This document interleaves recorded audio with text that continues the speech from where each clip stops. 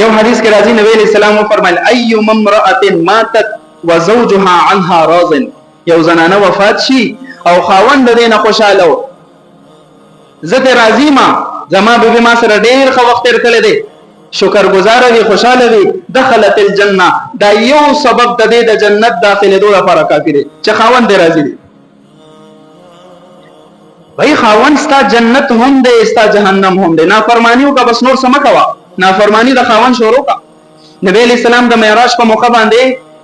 د جهنم لیدلم شو، حدیث کې راځي نو ډېر زنانې پکې لیدلې وي. بیا نبی علیہ السلام صحابو ته بیبیانو ته دغه تذکرہ کوله چې جهنم کې مې زنانه ډېرې ولیدې.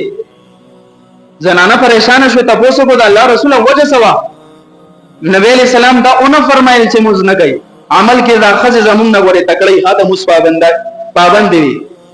د روزو پابند وي، د نیکو اعمالو پابند وي، چې پابند نه موږ نه یو. نبی علیہ السلام فرمایل فانها تکفرن العشیر، دا د خاوندانو ډېر نافرمانه دي. ما رأيت خيرا قط، معمولی غلطی د خاوند نو شي، تا نه خو ما په جون کې خیر نه دی لیدلی،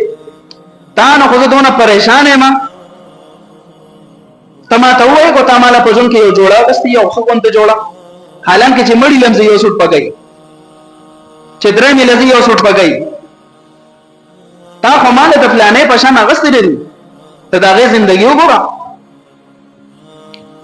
دا صرف اور صرف د اصلاح په بنیاد دی، ما دا نه چې د دې سره زمونږ دښمنی ده، دا الفاظ د په خپل نه راولي. نبی علیہ الصلوۃ والسلام فرمایلی دي کو کم خزه د بیبي ته خپل خاوند ته دا سی ویل ما رأيت خيرا قط، تا نه ما په جون کې خیر نه دی لیدلې، حبط عملها، ټول اعمال برباد شو، د ټولو نیکو اعمالو اجر ضایع شو.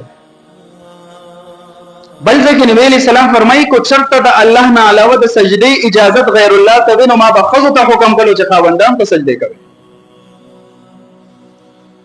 خزو ته دین خو